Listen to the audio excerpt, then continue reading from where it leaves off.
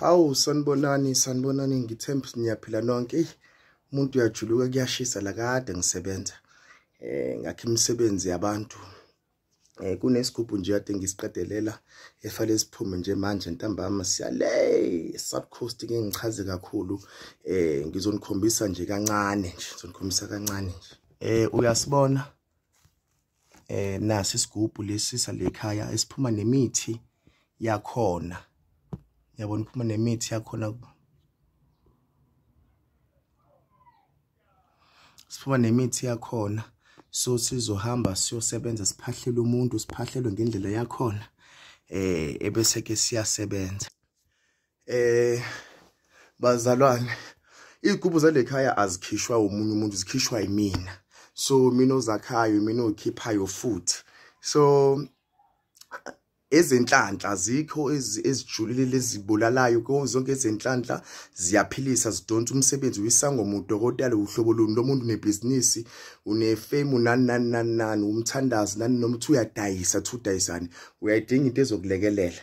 So sizosikhipha nje manje sesiphahle ngendlela yakho ngithi ngichaze kakhulu ngoba kuyimfihlo but nje kuumsebenzi omuhle. Sikhokhelwa cash isigubhu sinemithetho yakhona. Izigubhu zalekhaya ziyaphilisa zidonsela umsebenzi ziyakuvikela ziyakukhuphula ngayo yonke indlela. So ke sakhiwa ngendlela wena umuntu osufuna ngayo. So naso lesa ndoda lesakhiwe ngendlela ubhuti lo afisa ngayo uyabona. So ke sesizohamba ke manje siyophahla ngendlela zakho nani siphinde sesamsebenzela kumuntu isigubhu sakhe uyabona.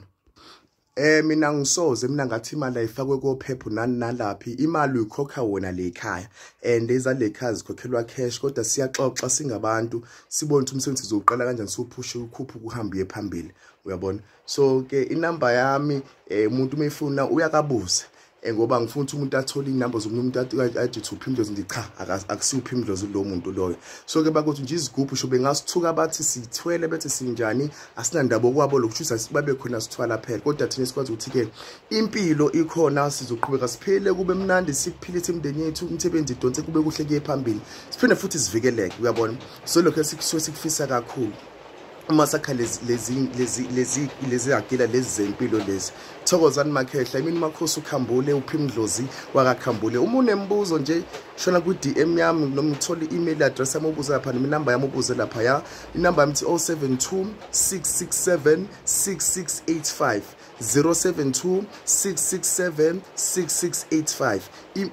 Email address is info@phimdlozi.co.za. Zakho ukhambula uphimdlozi lo hayi omunye umuntu umsebenzi. Ngiyabona nalezi sinisalinde abanikazi bazuzolanda. So ke ake sithokoze sonke ke bakwethu sithokoze sonke.